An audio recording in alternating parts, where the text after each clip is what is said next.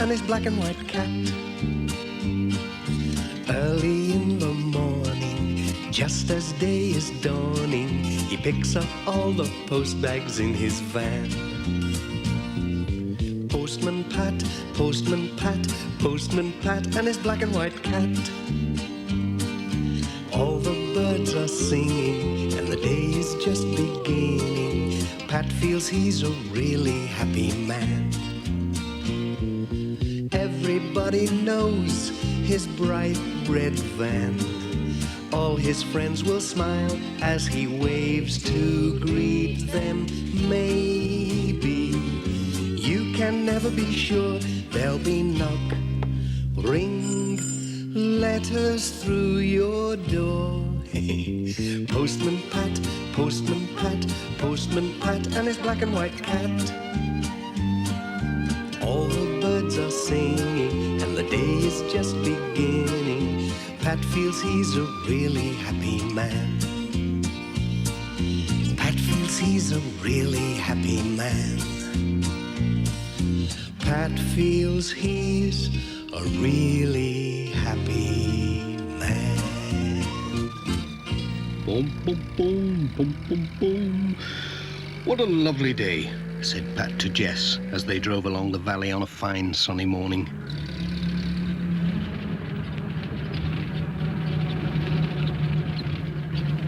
They came into the village and stopped at the post office as they did every day to collect the letters.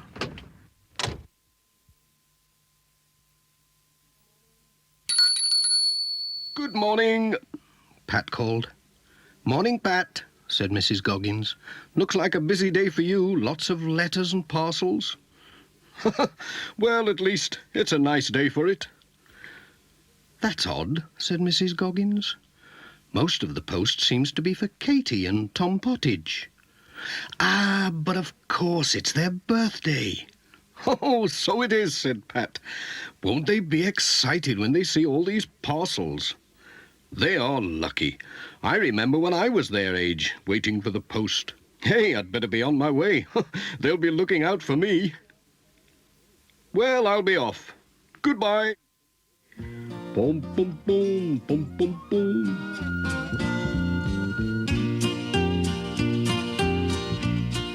Pat was on his way.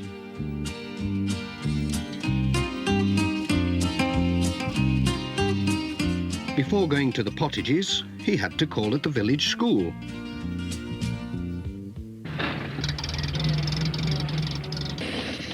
Some of the children had arrived early and were playing in the schoolyard. Bill Thompson came running up to take care of the letters till the headmaster came. He always did that because he was the oldest. Oh dear, right in a puddle.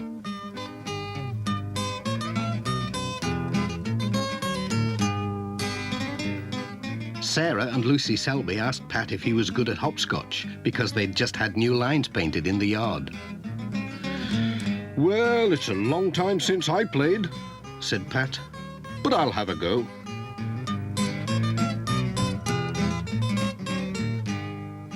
Let's see now. He was quite good at it. Whoops! Pat was enjoying the hopscotch so much he almost forgot the time. Hey, I'll have to be going. We can't have the post being late, can we? Especially today. Bye-bye, Pat. Goodbye.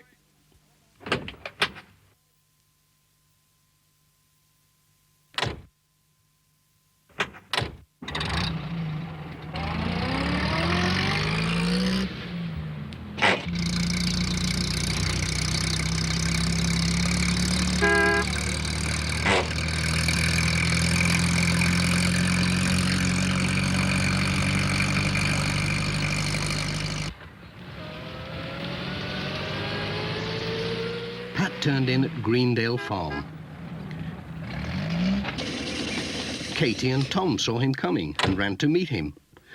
They were so excited they couldn't wait to see what Pat had brought them. They're twins, you see, so it was a double birthday. Pat wished them a happy birthday, then took a letter to their mother.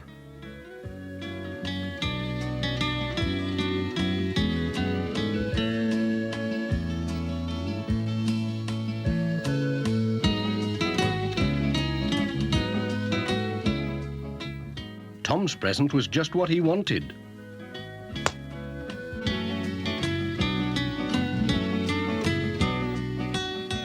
But Katie didn't seem very pleased with hers.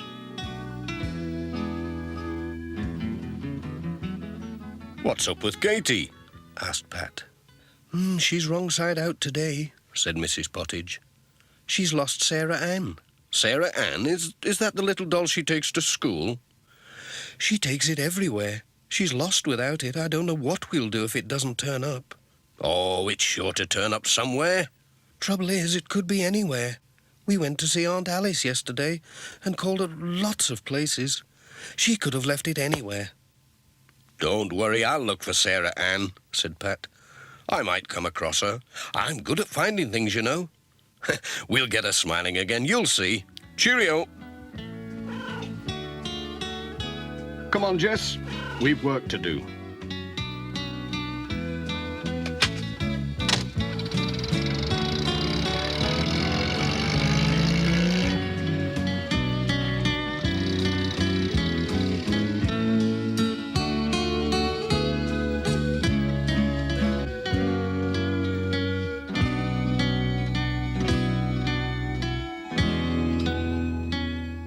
The next stop was the church. The Reverend Timms heard Pat's van coming. There was a card from Cousin Joan on holiday in Mallorca. Pat told him about Katie's lost doll. "Oh, she could have lost it in the church," said Reverend Timms. "She always brings it. Ah, well, seek and thou shalt find. Let's have a look. Mind your head."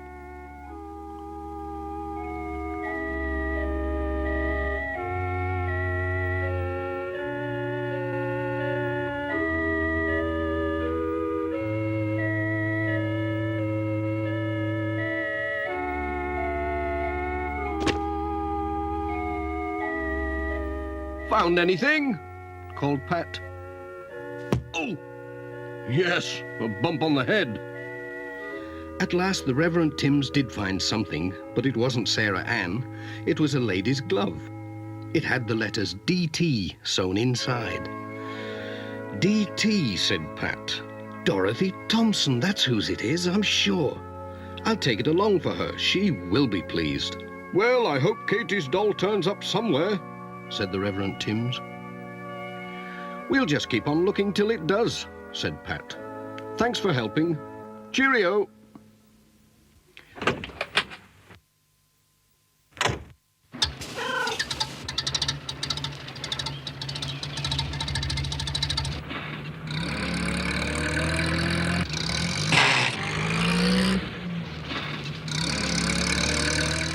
When Pat and Jess arrived at Thompson Ground, Mrs. Thompson was out with a basket, collecting the eggs.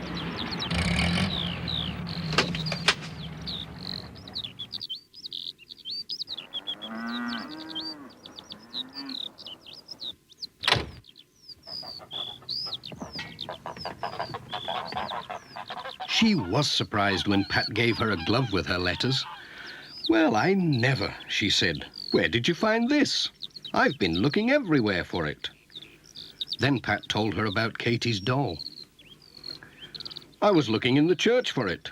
The Reverend Timms found your glove instead." "Now, let me see. Katie and her mother came to tea yesterday.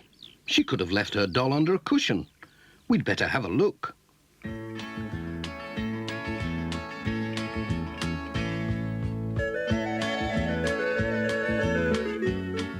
They searched everywhere. Mrs. Thompson found something, but it wasn't a doll. It was a penknife. "Hey, that looks like Ted Glenn's knife." "Goodness knows when he left it here," said Mrs. Thompson. "Would you take it along for him? He will be pleased to have it back." "Yes, I'll take it."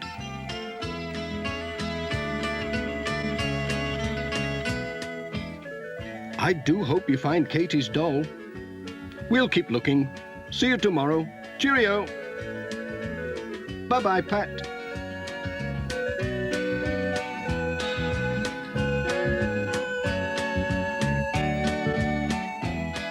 "What a day," said Pat to Jess.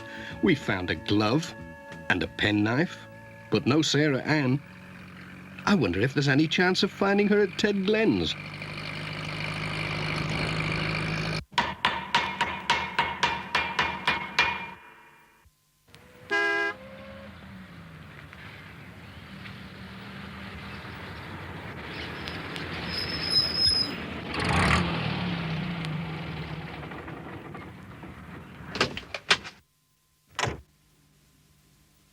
Ted Glen was delighted to see his knife. He couldn't guess where Pat had found it. When Pat told him about Katie's lost doll, Ted said, she was here yesterday with her mother. They brought a lamp to repair. So they went to look in Ted's workshop.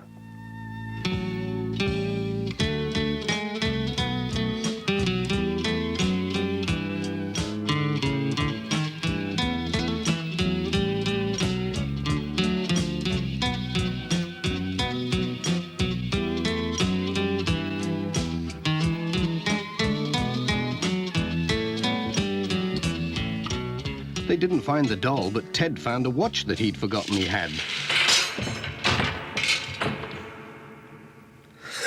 Enjoying yourself, Pat? That's Miss Hubbard's, he said. She brought it to be mended ages ago. She must have forgotten all about it. Would you take it for a Pat? Certainly. I'm going that way.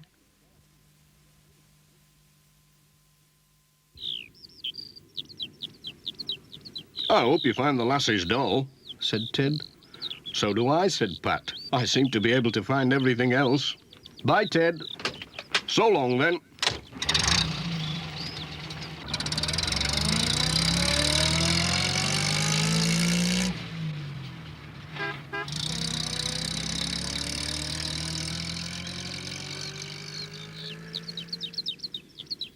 Miss Hubbard was shopping at Sam's mobile shop, whilst Sam was enjoying a cup of tea.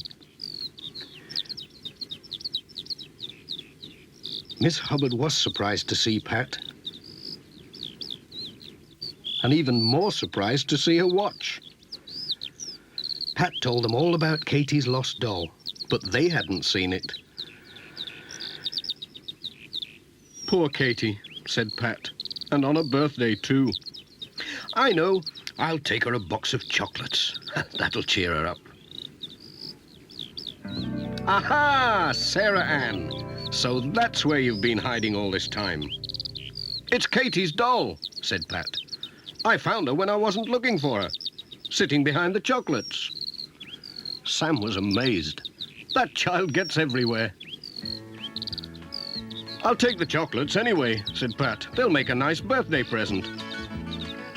Cheerio!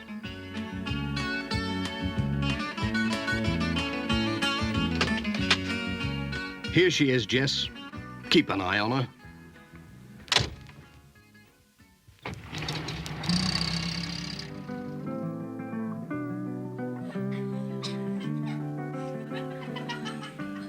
When Pat arrived at the twins' party with Sarah Ann and the chocolates, Katie gave a big smile, the first that day.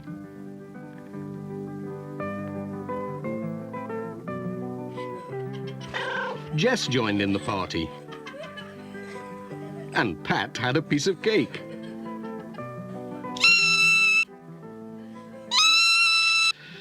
Delicious, said Pat, but it's time we were off. Bye-bye, Pat. Bye. Goodbye, everyone. Have a good time.